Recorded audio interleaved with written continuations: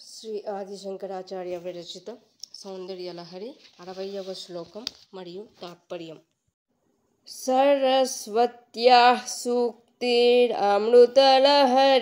కౌసలహరీః పిబన్త్యాః సర్వాణి శ్రవణచులుకాభ్యామవిరలం చమత్కారశ్లాఘచలితశిరసః కుండలగణో జనత్కారైః సారైః ప్రతివచనమాచష్ట యువతే.